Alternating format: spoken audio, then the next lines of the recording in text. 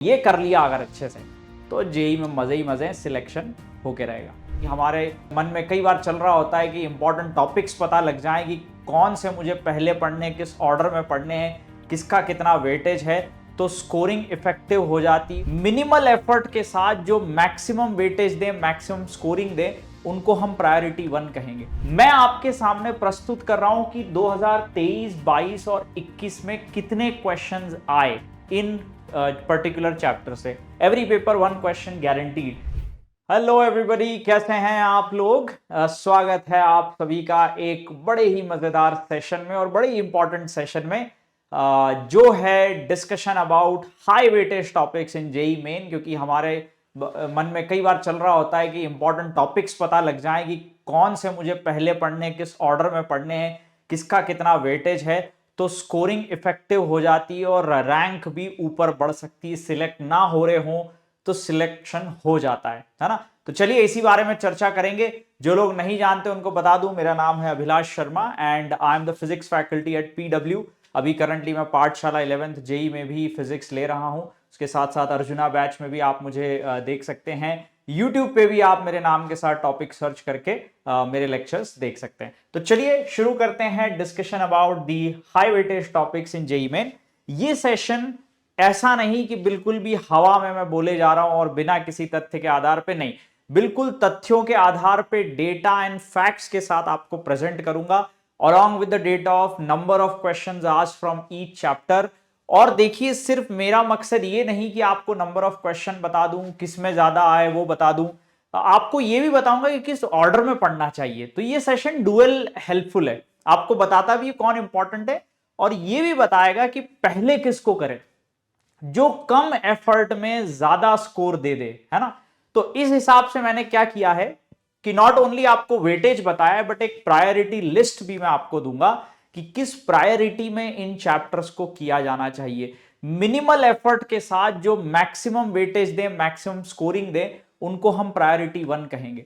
और minimal effort में देखिए दोनों है, चैप्टर्स या टॉपिक्स इजी भी होने चाहिए, बहुत ज्यादा कॉम्प्लिकेटेड। अब कौन नहीं जानता कि रोटेशनल मोशन का बहुत वेटेज है, क्वेश्चन आते ही हैं, पर कॉम्प्लिकेटेड भी तो होते हैं। तो easy topics, less effort but very high scoring, वो प्रायोरिटी 1 बन जाएगा, ठीक है, और उसका वेटेज भी अच्छा रहेगा। तो इसी ऑर्डर में चलिए डिस्कशन शुरू करते हैं। तो फिजिक्स की बात कर लेते हैं, क्योंकि फिजिक्स टीचर से आप फिजिक्स के बारे में सुन रहे हैं। सो फिजिक्स की अगर बात की जाए तो सबसे पहली यूनिट जिसको मैं प्रायोरिटी 1 कहूंगा बच्चों, वो होगी थर्मल फिजिक्स, है ना। अब थर्मल फिजिक्स का मतलब KTG, thermodynamics and thermal properties of matter. मैं आपके सामने प्रस्तुत कर रहा हूं कि 2023, 22 और 21 में कितने क्वेश्चंस आए इन पर्टिकुलर चैप्टर से। अब आप ये देख के कंफ्यूज मत होइएगा कि 17 क्वेश्चन आए सर, टोटल तो होते ही क्वेश्चन 25 हैं। देखिए ये सारे शिफ्ट मिला के बात चल रही है ना। तो यहां पर जो नंबर्स आपका ये लिख रहा है ना, ये जो दिख रहा है आपको number, it is combined all shift, है ना। तो या ऐसे लिख देते हैं all shifts combined, all shifts combined का डेटा है ये, ठीक है। तो जितना भी मैं आपको यहां पर डेटा दूंगा, तो ये 25 क्वेश्चन देख के मत सोच लेना कि सर 25 ही तो क्वेश्चन आते हैं, 25 क्या इसके ही आ गए। अरे भाई 6 दिन आपके पेपर चलते हैं ना, 6 दिन पेपर होते हैं।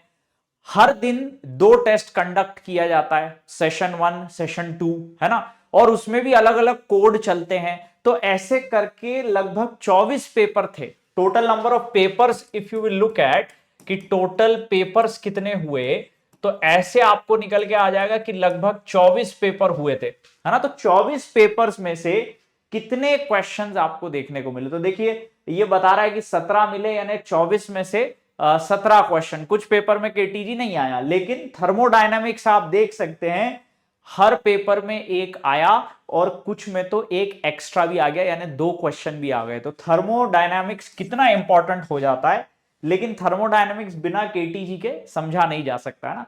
तो थर्मो आप देखिए लगभग हर साल मिनिमम 1 या 2 क्वेश्चन तो दिए ही हैं। और एक पेपर की बात करें, 25 क्वेश्चन होते हैं, 25 में से एक क्वेश्चन आपका फिक्स आ रहा है, गारंटीड आ रहा है, गारंटीड क्वेश्चन इज कमिंग। तो इसीलिए देखिए इसका जो यूनिट का वेटेज बन जाता है 8% बन जाता है, और मिनिमल एफर्ट। और देखिए इसमें डबल बोनस है, ये केमिस्ट्री में भी है, कितनी अच्छी बात है आपके लिए, नॉट ओनली फिजिक्स की प्रिपरेशन, केमिस्ट्री की भी साथ साथ इसमें हो जाएगी। तो इसीलिए ये आपकी प्रायोरिटी 1 यूनिट बननी चाहिए। इसमें थर्मो करिए, केटीजी करिए और थर्मल प्रॉपर्टीज ऑफ मैटर। इसमें क्या आ जाता है, वही सब कैलोरीमीट्री, हीट ट्रांसफर वगैरह वगैरह, है ना, जो भी चीजें आपने पढ़ी है वो इसमें आ जाती है। तो ये जरूर करिएगा, प्रायोरिटी 1 में बिल्कुल नहीं छोड़ना है ना, पहले करना है इसको। अब चलते हैं, तो मिनिमल एफर्ट के साथ मैक्सिमम आउटपुट ये यूनिट देगी। केमिस्ट्री भी जोड़ लो इसमें, सोचो 8% तो आपने फिजिक्स का पेपर सॉल्व कर दिया इस यूनिट के साथ, और लगभग ऐसा ही कुछ वेटेज इसका केमिस्ट्री में रहेगा, है ना, तो 5-7% केमिस्ट्री में भी यही हो गया। तो इन 3 चैप्टर से आपका 15% पूरा जेई का पेपर सॉल्व हो जाएगा। तो हुई ना ये सबसे इंपॉर्टेंट यूनिट, और लोग इसी को छोड़ के चले जाते हैं। प्लस इसमें वेरिएशन भी नहीं है, ऐसा नहीं कि आपसे कोई बहुत विजुअलाइजेशन करवा रहा है, वही फिक्स चीजें हैं, वही फिक्स फर्स्ट लॉ थर्मोडायनामिक्स है, वही आइसोकोरिक है। इसके तो एडवांस के क्वेश्चन भी बड़े सिंपल आते हैं। तो ये यूनिट बिल्कुल पहले आपको अपनी स्ट्रॉन्ग कर लेनी है सिलेक्शन पक्का करने के लिए।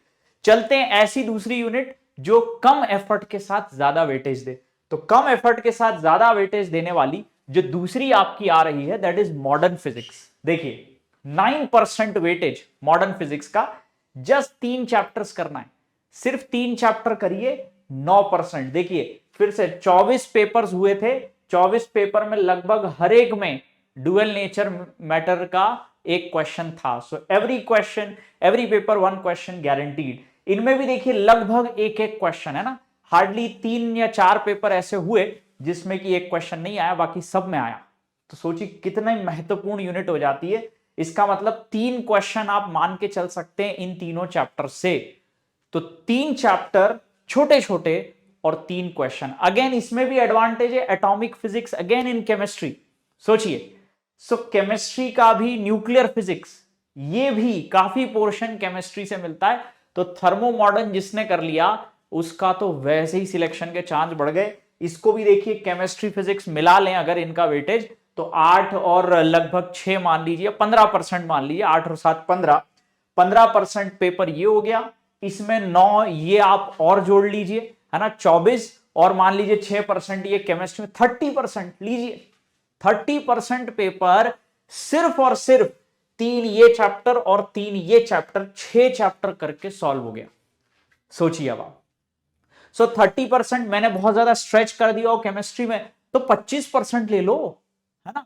1/4 पेपर आ रहा है मात्र 6 चैप्टर्स में से। तो ये लोग कैसे मिस कर जाते हैं मुझे समझ में नहीं आ रहा है। जिसने इस बात को भी समझ लिया, आप देखते हो कई बार तो कई कैटेगरीज में तो कट ऑफ ही इतना होता है, 1/4 ऑफ द पेपर, तो वो तो वैसे ही कट ऑफ क्लियर कर जाएंगे। तो इतना कर लीजिए। देखिए ये प्रायोरिटी 2 यूनिट इसलिए मैं कह रहा हूं, हर साल का आप ट्रेंड देख लीजिए, आपको दिखाई दे रहा है। ये मत सोचिएगा कि वेटेज घट रहा है। देखिए 2021 में नंबर ऑफ पेपर ज्यादा हुए थे, 26 पेपर हुए थे, इसलिए आपको नंबर 21 में ज्यादा दिखाई दे रहा है ना। तो यहां पर नंबर ऑफ पेपर कम हुए, तो हर पेपर में एक क्वेश्चन आ ही रहा है। चलिए अब बढ़ते हैं आगे। ऐसी ही एक और यूनिट देखिए, again 7% weightage, just 2 chapters, and those are wave optics and ray optics. 2 chapter करने, और देखो हर पेपर में इसमें से तो देखिए ऐसा लग रहा है कि 2 क्वेश्चन आए, क्योंकि 24 पेपर हुए थे, 24 में से 33। कई ऐसे पेपर हुए होंगे जहां रे ऑप्टिक्स से 2-2 क्वेश्चन आ गए। तो कितनी इंपॉर्टेंट। और रे ऑप्टिक्स आप 10वीं में भी पढ़ के आए हो, है ना, वहां पर भी लाइट के बारे में पढ़ा है, यहां पर भी आ जाता है। तो हर साल देखिए कितने ज्यादा क्वेश्चन पूछे जाते हैं रे ऑप्टिक्स और वेव ऑप्टिक्स से भी। लगभग देखिए एक आ रहा है, कुछ पेपर ऐसे होंगे जहां वो नहीं आया होगा, तो रे ऑप्टिक्स के उन्होंने वहां 2 कर दिए, है ना। तो देखिए फिर से again minimal effort maximum output की यूनिट्स मैंने बता दिया आपको। अब बढ़ते हैं आगे, प्रायोरिटी 4 की ओर चलते हैं। प्रायोरिटी 4 में अगेन मिनिमल एफर्ट के साथ मैक्सिमम, वो पहले मैं आपसे डिस्कस कर रहा हूं। देखिए 10% वेटेज, अगेन मात्र 4 चैप्टर से। अब एक अपडेट और आपको बता दूं, जेई मेन ने इस बार जो नया सिलेबस दिया, तो ये कम्युनिकेशन को उड़ा दिया है ना। तो अब आपका ये कम्युनिकेशन सिस्टम चला गया।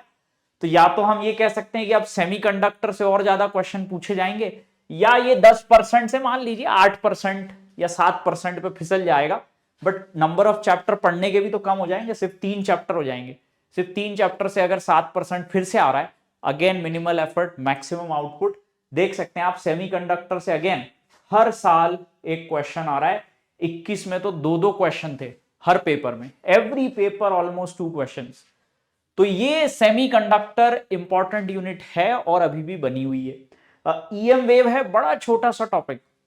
ईएम वेव में बस 2 इक्वेशन याद करने की है ना, वो 2 इक्वेशन याद कर लो, इलेक्ट्रिक मैग्नेटिक फील्ड के बीच का रिलेशन और स्पीड लाइट वाला आप एक फॉर्मूला याद कर लें। ये 2 फॉर्मूला कर लें, इसके मैक्सिमम क्वेश्चन बन जाते हैं। तो minimal effort maximum output. Again experimental physics में एक्सपेरिमेंटल चीजें आती है जो आप जानते ही हो, स्कूल में भी काफी एक्सपेरिमेंट्स करते हो वैसे। तो ये मिनिमल एफर्ट मैक्सिमम। अब चलते हैं अगली। अब ऐसा तो है नहीं कि बाकी को छोड़ देंगे। अब देखिए इनका तो 27% वेटेज है ही, क्योंकि नंबर ऑफ चैप्टर्स भी ज्यादा है। इसको आप कह सकते हो पूरी इलेक्ट्रोमैग्नेटिज्म वाली यूनिट है ना। उसमें भी अगर देखेंगे current electricity is the most important chapter. 2 question fix आ रहा है, देखिए कहीं तो 3 चला गया, क्योंकि 24 पेपर थे, 24 का आप 2 टाइम्स कर दीजिए, यानी 2 क्वेश्चन तो फिक्स ही हैं। 48 क्वेश्चन बनते अगर हर पेपर में 2 क्वेश्चन आते। कुछ तो 2 पेपर ऐसे भी और रहे जिनमें 2 एक्स्ट्रा, मतलब कि एक एक्स्ट्रा और आ गया। तो कुछ पेपर ऐसे रहे करंट इलेक्ट्रिसिटी के 3 क्वेश्चन आ गए। सो सबसे इंपॉर्टेंट चैप्टर अगर कोई बोले कि पूरे जेई सिलेबस उठा के सबसे इंपॉर्टेंट चैप्टर बता दो 11th 12th combined, that will be current electricity. तो करंट इलेक्ट्रिसिटी करें। इसको सर आपने प्रायोरिटी 5 पे क्यों डाला है? बिकॉज मैंने जैसे कहा इंपॉर्टेंट तो है, लेकिन मिनिमल एफर्ट का मैं पहले सोच रहा हूं। मिनिमल एफर्ट जो मैंने बताया पहले, उनमें मिनिमल एफर्ट है, राइट। और अगर करंट इलेक्ट्रिसिटी अकेला भी कर लो तो इसको तो फिर प्रायोरिटी 1 पर डाल दो। लो, अगर एक पर्टिकुलर चैप्टर में रखना है तो चैप्टर वाइज तो ये सबसे पहले करने के लिए हो गया। 2 क्वेश्चन फिक्स आते हैं हर साल, हर साल। देखो ऐसा भी नहीं कि इस साल ही हुआ हो, कोई मैजिक हुआ हो, नहीं। फिर बाकी देखिए ये सारी पूरी इलेक्ट्रोमैग्नेटिज्म की यूनिट जो आपके चैप्टर्स चलते हैं, magnetic effects of electric current, काफी क्वेश्चन आ रहे हैं देखिए इससे। इलेक्ट्रोस्टैटिक देखिए उतना ही दम रखता है ना। Magnetic effects of electric current में भी कई सब सेक्शन होते हैं, इलेक्ट्रोस्टैटिक तो अकेले ही उतना वेटेज ले जा रहा है। और ईएमआई एसी, अब एसी देखिए कितना छोटा चैप्टर है ना, जरा सा चुन्नू मुन्नू सा चैप्टर, फिर भी देखो लगभग 1 क्वेश्चन ले गया हर पेपर में से, 22 लगभग out of 24 papers. So AC को भी आपको करना है, तो करंट इलेक्ट्रिसिटी पहले कर लें, एसी को रखें, है ना, जिस भी ऑर्डर में करना है। और इलेक्ट्रो तो खैर बेसिक के लिए होना ही चाहिए, मैग्नेटिज्म है। और फिर ये मैग्नेटिक प्रॉपर्टी थोड़ा थियोरेटिकल टाइप का है, इसमें से भी बहुत सारा सिलेबस अभी रिडक्शन हुआ है मैग्नेटिक प्रॉपर्टीज में से भी। तो ये हमारा दिख रहा है। ईएमआई तो है ही खैर बड़ा, तो ये आ गया आपके सामने चीजें। कैपेसिटेंस एक छोटा चैप्टर अगेन, लेकिन अच्छा वेटेज इसका। So this is priority 5। Coming back to mechanics. Mechanics का तो देखिए सबसे ज्यादा वेटेज हो गई, 28% वेटेज, क्योंकि सबसे ज्यादा समय भी यही लेता है और इसमें बहुत ज्यादा विजुअलाइजेशन भी चाहिए होता है। तो अगेन आप कहोगे इसको 5 पे क्यों नहीं रखा, 6 पे क्यों रखा, जो वेटेज ज्यादा है। क्वेश्चन ये उठता है ना कि सर उसका तो 27 था, इसका 28 है, इसको पहले रखो। नहीं, reason I am telling you, mechanics हर किसी के बस की बात नहीं होती है इसमें मास्टरी करना, बिकॉज इसमें सोचना बहुत पड़ता है। कोई भी क्वेश्चन डायरेक्ट नहीं होता कि फॉर्मूला लगाया आंसर आ गया। इसमें कॉन्सेप्ट की क्लैरिटी की बड़ी आवश्यकता होती है, जो हर किसी के पास नहीं होती है। और जरा सा भी कुछ आप विजुअलाइज नहीं कर पाए तो इसमें भटक जाओगे, क्वेश्चन का आंसर गलत दे दोगे और नेगेटिव मार्किंग लेके बैठ जाओगे। बाकी 12th के जो टॉपिक हैं, अब जो मैग्नेटिक फील्ड का फॉर्मूला है वो बदल नहीं सकता, वो वही रहेगा, है ना। लेकिन अब यहां बात करूं मोमेंटम कंजर्वेशन कोलिजन में, कई तो मोमेंटम कंजर्वेशन के ऐसे क्वेश्चन होते हैं पता भी नहीं चलता मोमेंटम लग रहा है। कई बार उसमें कंजर्वेशन ऑफ एंगुलर मोमेंटम लग रहा होता है। अभी रोटेशनल यहां लिखा है, हर पेपर में लगभग 1 क्वेश्चन इसका आ रहा है, देख सकते हैं आप, है ना। लेकिन रोटेशनल की कभी गारंटी नहीं ले जा सकती कि आपसे बनेगा ही, वो टॉर्क आपको एकदम से क्लिक ना करे, वो कंजर्वेशन ऑफ एंगुलर मोमेंटम आपको समझना है, वो रोलिंग एकदम से क्या लगाना था, रोलिंग का कॉन्सेप्ट वो क्लिक ना करे। तो कॉन्सेप्चुअली थोड़ा कॉम्प्लेक्स ये पार्ट हो जाता है, इसलिए इसको उसके बाद रखा। लेकिन वेटेज तो है, चैप्टर्स भी इतने ज्यादा हैं, तो छोड़ना तो देखिए कुछ भी नहीं है। सबसे पहली बात, 25 क्वेश्चन आते हैं फिजिक्स में, हर चैप्टर से वो लगभग 1 क्वेश्चन कवरेज करने का प्रयास करते हैं। और फिर हमने देखा कुछ तो ऐसे चैप्टर हैं 2 आ जाते हैं, करंट इलेक्ट्रिसिटी से 2 वो ले ही रहे हैं, है ना। बाकी हर चैप्टर से वो कोशिश करते हैं कि एक एक तो मिनिमम लें। तो इसलिए छोड़ना कुछ भी नहीं है, बस ज्यादा पढ़ाई किसकी करनी है, स्ट्रेंथ किसको बनाना है, वो प्रायोरिटी आपको बता रही है ना। तो चलिए, तो अब इसमें देख सकते हैं, इसमें भी मोशन इन प्लेन ले लो। देखो हर पेपर में एक क्वेश्चन आया लगभग, motion in plane, motion in 2D, समझ रहे हो ना, प्रोजेक्टाइल वगैरह। अरे स्ट्रेट लाइन ले लो, v equal U plus A T, ये V square equal U square plus 2s। ये देखिए दो बचकाने चैप्टर्स आपके दो क्वेश्चन कर दे रहे हैं मैकेनिक्स में। तो ऐसी चीजें आप कैसे छोड़ सकते हो, इनको बिल्कुल करिए। ग्रेविटेशन कितना अधिक वेटेज ले जा रहा है, देखो 39, रोटेशनल से ज्यादा वेटेज ग्रेविटेशन ले गया, जैसा कि आपको दिख रहा है ना। और देखिए पहले भी ऐसा रह चुका है, पहले भी ग्रेविटेशन का एक क्वेश्चन तो फिक्स आया ही है हर साल, तो ये भी इंपॉर्टेंट हो जाता है। यूनिट डायमेंशन छोटा सा है, इसको कर सकते हो। लॉज ऑफ मोशन अगेन बड़ी यूनिट हो गई, रोटेशनल बड़ी हो गई, तो करना तो है, बट उससे पहले स्ट्रॉन्ग कर लो स्ट्रेट लाइन मोशन और मोशन इन प्लेन को और ग्रेविटेशन को, ठीक है। वर्क एनर्जी भी आपको दिख रहा है, बेसिक मैथ है, कॉम कोलिजन है। तो कॉम कोलिजन में इतना नहीं है, हर पेपर में नहीं आया है ना, आधे पेपर्स में ही आया है कॉम कोलिजन का। Same goes with vector calculus वाला, तो इतना वो नहीं है ना। चलिए, तो ये हो गई आपकी प्रायोरिटी 6 यूनिट। इसमें भी हमने देखा मैक्सिमम वेटेज तो ये 3 चैप्टर करने से ही हो जा रहा है, straight line motion, motion in plane and gravitation, और WEP तो खैर हर जगह लगता है।